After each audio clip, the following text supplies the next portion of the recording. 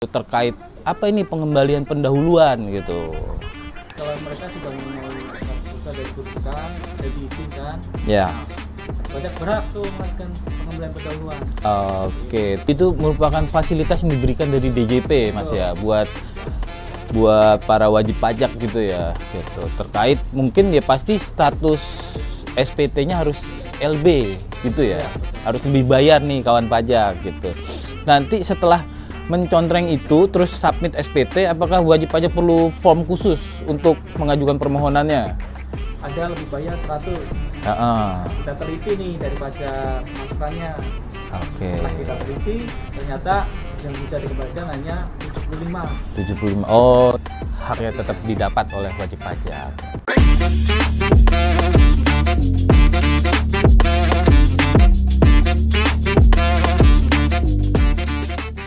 Selamat berjumpa kembali di Ngojeks, ngobrol bareng Jacksman, persembahan KPP Perusahaan Masuk Bursa. Nah, kita lagi di Bukit Menoreh nih, Mas Wis, gitu. Wah, dengan Bukit, pemandangan yang pemandangan di atas apa 650 mdpl gitu. Bersama saya Sanis dan saya Wisnu. Gitu. Dan kesempatan kali ini kita akan membahas sedikit gitu terkait dengan pengembalian pendahuluan. Nah, jadi walaupun gimana ya Mas Wis ya, pendahuluan itu kan terasa berat ya bahasannya. Tapi ya karena suasananya santai ini ya kita bahas santai juga nih Mas Wis. Kita bikin santai aja. Kalau ini kita cheers dulu lah. Gitu. Ini infused water, kita nggak berani minum yang macam-macam. Nggak kuat umurnya. Mantap. Gitu. Jadi boleh dikasih tahu nih Mas Wis ke kawan pajak gitu terkait apa ini pengembalian pendahuluan gitu. Jadi gini ya Mas Gusti ya. Ya. Pengembalian pendahuluan itu sebenarnya hak wajib pajak ya. Hak wajib Jadi, pajak. Wajib pajak yang memenuhi persyaratan ada ketentuannya ya. Boleh mengajukan pengembalian pendahuluan nih. Biasanya untuk SPT PPN. Oke. Nah, SPT badan juga bisa tapi. Bisa. Ya. Nah, setelah wajib pajak sudah memenuhi persyaratan, itu dia berhak nih mengajukan. Berhak mengajukan pendahuluan. Oke. Gitu ya. Jadi itu merupakan fasilitas yang diberikan dari DJP, Mas ya, buat para wajib pajak gitu ya, gitu. Terkait mungkin ya pasti status SPT-nya harus LB gitu ya. Harus lebih bayar nih kawan pajak gitu. Oke. Terus dari pendahuluan itu apa nih kawan pajak nih, wajib pajak ini harus melakukan apa nih gitu loh, sehingga dia bisa mengajukan pengembalian pendahuluan. Nah, yang pertama wajib pajak harus mempunyai surat keputusan dulu nih Mas Anis. Jadi surat keputusan. Ya, Oke. Bahwa wajib pajak itu memenuhi kriteria tertentu. Oke. Persyaratan tertentu ataupun wajib pajak yang berisiko rendah. Oh, itu tadi ya, 3 itu tadi ya, kriteria tertentu, persyaratan risiko rendah, sama persyaratan tertentu. Ya. Oke. Ya. Jadi kalau mereka sudah mempunyai surat keputusan dan diputuskan dan diizinkan, ya. Nah, wajib pajak berhak tuh mengajukan pengembalian pendahuluan. Oke. Terus ketika udah memiliki SK tersebut gitu ya, ini wajib pajak bisa menggunakan fasilitas pengembalian pendahuluan nih gimana nih Mas? Dia melaporkan SPT-nya kah atau harus menggunakan apa form tertentu kah? Monggo Mas Wis dijelasin. Ya, jadi setelah memenuhi persyaratan dan sudah ada SK nih Mas Anis ya. Ya. Jadi kita ambil satu contoh ya, Yap. SPT masa PPN. Ya, jadi wajib pajak yang sudah memenuhi kriteria tertentu ataupun wajib pajak yang risiko rendah. Risiko rendah. Nah, dia memasukkan SPT-nya, melaporkannya dengan mengisi restitusi. Oke. Bayar ya. Di SPT PPN itu dia mengisi. Bayar. Oke, iya di kolom bawahnya itu ada restitusi gitu ya harus. Dan yang bawah lagi ada di checklist juga pengembalian dengan pengembalian pendahuluan. Oh, ada dengan pengembalian pendahuluan. Kalau nggak salah satunya lagi ada kompensasi kan Mas ya? Oh, ini dipilih yang pengembalian pendahuluan. Oke. Gitu. Terus nanti setelah mencontreng itu terus submit SPT, apakah wajib pajak perlu form khusus untuk mengajukan permohonannya? Jadi begini, setelah wajib pajak masukkan kan wajib pajak melaporkan secara online ya. Ya. Nanti data secara sistem sudah masuk Oke. KPP. Ha-ha. Nanti dari sistem akan kita tarik datanya siapa wajib pajak yang sudah memenuhi persyaratan tadi. Kemudian dia berhak mengajukan pendahuluan. Nah, kita list, kita bikin daftar yang mengajukan pengembalian pendahuluan siapa aja. Nah, dari situ baru kita proses nih. Diproses pendahuluannya. Oh, jadi secara otomatis Mas ya. Ketika dia submit SPT ya secara online gitu kan ya. Dia tidak perlu lagi tuh mengajukan permohonan khusus lagi ya gitu ya. Dia langsung tuh. Jadi KPP langsung istilahnya langsung notice lah, langsung tahu oh iya ini PTA mengajukan pengembalian pendahuluan gitu Mas ya. Nah, terus kita udah ada daftar nih wajib pajak mempunyai kriteria itu siapa saja. Itu yang pernah kita. Oh iya. Jadi ya nggak perlu yang aneh-aneh lagi ya gitu ya. Betul. Jadi secara otomatis langsung tersubmit itu permohonan pendahuluannya itu ya. Iya. Oke, terus setelah wajib pajak mensubmit SPT, terus nih wajib pajak apa nih ada apa namanya? Ada kewajiban lainnya lagi nggak atau apalagi nih proses selanjutnya nih gitu. Nah, setelah wajib pajak melaporkan misalnya tanggal 30 April gitu ya. 30 April ya buat Maret, ya. Buat SPT PPN ya. PPN 30 April. Nanti kita proses tuh. Oke. Jadi sebelum 30 hari paling lama kan 30 hari harus sudah selesai kita. Oh, akan diproses maksimal 30 hari. Kita teliti sampai dengan 30 hari maksimal sampai terbit SKP PKP. Oh, nanti produknya adalah SKP PKP.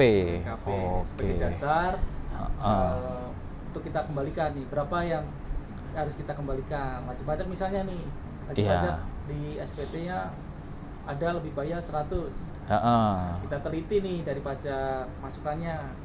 Setelah kita teliti, ternyata yang bisa dikembalikan hanya 75. Oh iya. Jadi ada koreksi sebesar 25. Di SKP PKP kita koreksi. Nah, yang bisa kita kembalikan adalah sebesar 75. Oh, jadi setelah wajib pajak submit SPT itu ranahnya wajib pajak tuh stop sampai di situ ya, sampai submit dia stop. Terus nanti setelahnya adalah ranahnya KPP gitu ya, karena diproses selama 30 hari itu akan terbit yang namanya SKP PKP gitu. Tapi kalau misalkan semuanya nggak ini berarti terbit penolakan gitu Mas ya? Betul ya. Kalau memang tidak setelah dikoreksi semua nih emang belum masuk nih pajak. Belum masuk, iya. Atau bisa mungkin salah mencontrengnya itu kan di lembar SPT bisa juga tuh. Jadi ditolak tuh. Jadi setelah masuk ranahnya KPP itu ada 2 produk hukum ya. Yang satu SKP PKP dan yang satu surat penolakan kalau ditolak gitu kan ya. Nah itu ranahnya KPP. Nah setelah keluar SKP KPP ini itu masuk kemana lagi nih? Langkah selanjutnya apa? Apakah ke wajib pajak kah atau masih di KPP? Ya setelah kita terbitkan SKP PKP ya paling tidak sebelum jatuh tempo ya 30 hari tadi. Ya. Kita sudah terbitkan SKP PKP. Nah, SKP PKP kita kirimkan nih Mas Enis ke wajib pajak. Sebagai dasar wajib pajak untuk memberitahukan nomor rekening. Ya. Karena di SKP PKP kan berapa yang harus dikembalikan ke wajib pajak. Ya. Jadi itu sebagai dasar wajib pajak untuk mengirimkan surat pemberitahuan nomor rekening. Proses SPKP-nya. Itu ada prosesnya, ada pihak KPP meminta nomor rekening atau wajib pajak harus tahu sendiri gitu loh untuk mengirimkan nomor rekening tersebut? Jadi kalau dari KPP kita kirimkan dengan surat permintaan nomor rekening.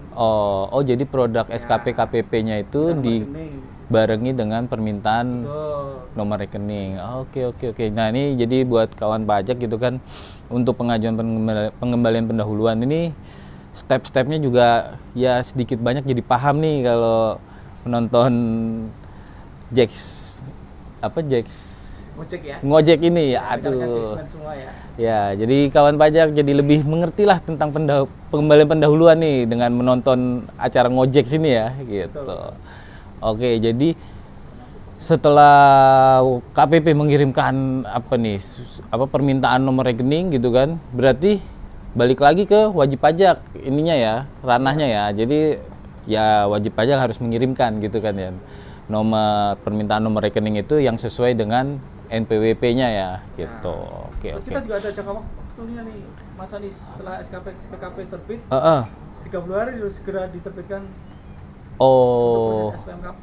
Proses SPMKP. SPMKP itu proses pencairannya. Betul. Nah, wajib pajak harus segera nih. Oke. Iya. Oke, jadi kalau mau diringkas lagi nih kawan pajak gitu, terkait pengembalian pendahuluan ini, ketika wajib pajak submit katakanlah di 30 Maret ya, 30 April tadi, 30 April gitu kan, nanti pihak KPP akan memprosesnya dalam 1 bulan untuk SKP PKP gitu. Nah, setelah itu ketika wajib pajak mengirimkan nomor rekeningnya gitu akan diproses lagi ya. Dari maksimal itu 30 hari dari SKP PKP-nya itu kan Mas ya? Betul. Gitu. Oh, gitu. Jadi sebelum itu harus sudah kita proses meskipun tidak ada nomor rekening. Harus tetap diproses ya. Karena maksimal. Oke, ya. 2 hari sudah terbit. Ya kan prosesnya itu SPMKP, apakah diterbitkan SPMKP atau tidak kan gitu Mas ya? Oh iya. Gitu. Tapi ya kawan pajak juga tidak usah takut kehilangan haknya gitu kan ya, ketika katakanlah ternyata baru nyadar nih sekitar sebulan berikutnya ya tinggal submit nomor rekeningnya lagi dan akan diproses SPMKP-nya gitu. Oke. Ya jadi asas keadilannya tetap ada buat kawan pajak gitu kan ya. Jadi pertama kan meskipun wajib pajak lupa tadi Mas disampaikan ya, setelah lewat 1 bulan lupa memberikan nomor rekening, tetap kita proses SKP KPP-nya tanpa nomor rekening. Oke. Ya, untuk menghindari keterlambatan penerbitan SKP KPP. Siap. Setelah itu baru wajib pajak mengirimkan, kita proses lagi. Oke. Tetap haknya tetap didapat oleh wajib pajak. Iya. Kawan pajak masih di Bukit Menoreh nih, ngojeknya lagi di Bukit Menoreh gitu, 650 mdpl gitu. Kita minum dulu lah Mas gitu. Jadi kita lanjut lagi nih Mas, terkait pengembalian pendahuluan. Tadi kan Mas Wisnu sempat membahas terkait yang katakanlah dia mempunyai kredit pajak yang diakui di SPT 100 ya kan. Tetapi katakanlah pihak KPP memprosesnya hanya 75. Nah, itu kan ada selisihnya nih 25. Nah, itu kan yang sebenarnya adalah hak wajib pajak ya. Itu gimana wajib pajak bisa mendapatkan haknya lagi nih? Apakah masih ada jalan atau sudah stop sampai di sana?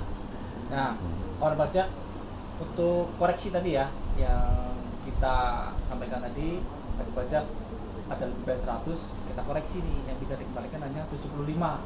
Oke. Nah, jadi nanti kawan pajak bisa mengajukan pengembalian selisih. Ya. Jadi atas selisih tadi 25 tadi bisa diajukan permohonan pengembalian atas selisih. Oke, jadi sekali lagi nih berarti haknya wajib pajak masih ada gitu. Oke, jadi pengajuan selisih nih. Ya, betul. Gitu, berarti wajib pajak masih memiliki jalan, ya kan? Selisihnya gimana nih Mas? Tolong dijelasin lebih detail lagi nih biar kawan pajak juga mengerti gitu kan, untuk hak-haknya nih yang masih belum didapatkan gitu. Nah, jadi kawan pajak atas selisih tadi bisa mengajukan permohonan atas selisih pengembalian pendahuluan ya. Oke. Bisa diajukan. Kemudian kita proses lagi nih. Oke. Proses lagi itu berarti gimana? Diproses pendahuluan lagi? Kita proses penelitian atas selisih tadi. Selisihnya tadi. Apakah sudah dilaporkan oleh lawan transaksi atau belum? Oke. Iya. Tadi setelah dikoreksi, ternyata ada koreksi lagi nih. Iya. Sisa 25 kita kembalikan hanya 15. Masih ada 10 lagi. Gitu. Iya. Jadi masih ada selisih lagi. Ya karena kan pelaporan SPT PPN dari lawan transaksi ini kan boleh dikreditin 3 bulan kan gitu ya. Gitu. Jadi panjang nih gitu. Oke.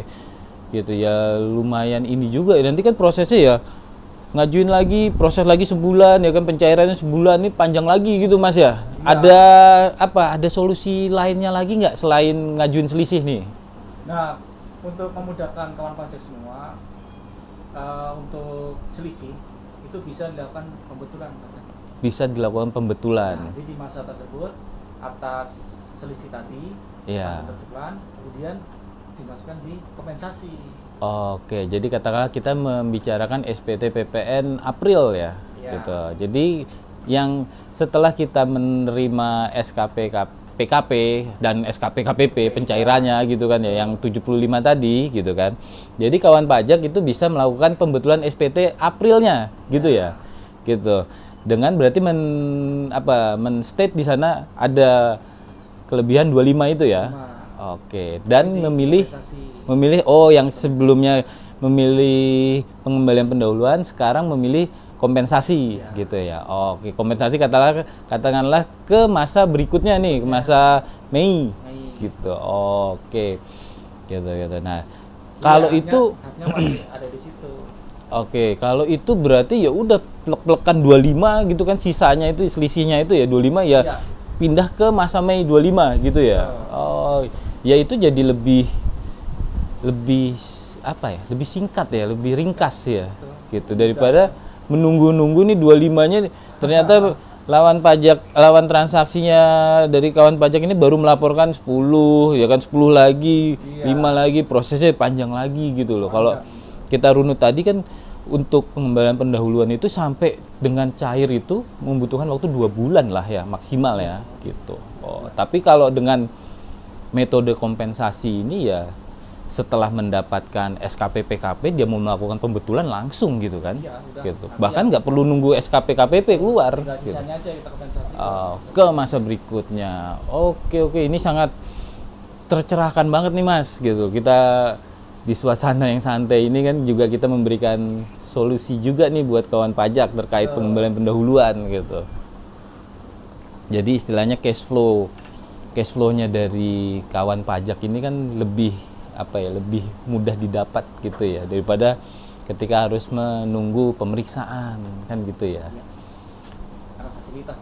Jadi ya kita ini fasilitas yang luar biasa sebenarnya gitu ya, dalam waktu 2 bulan kurang lah gitu ya, wajib pajak sudah mendapatkan cash flow yang buat diputer lagi gitu kan bisnisnya, karena dalam bisnis ya cash flow itu ya sangat penting gitu kan. Baik kawan pajak, kayaknya pembahasan terkait pengembalian pendahuluan sudah tercerahkan banget nih Mas Fis ya, dengan obrolan kita tadi. Semoga kawan pajak bisa mengajukan haknya gitu kan. Salah satunya adalah pengembalian pendahuluan. Dan jika kawan pajak masih ada pertanyaan, silakan menghubungi kami di chat KPP PMB. Oke kawan pajak, kita cukupkan dulu ngojek sekali ini. Saya Sanis dan saya Wisnu. Kita pamit undur diri. Wassalamualaikum warahmatullahi wabarakatuh.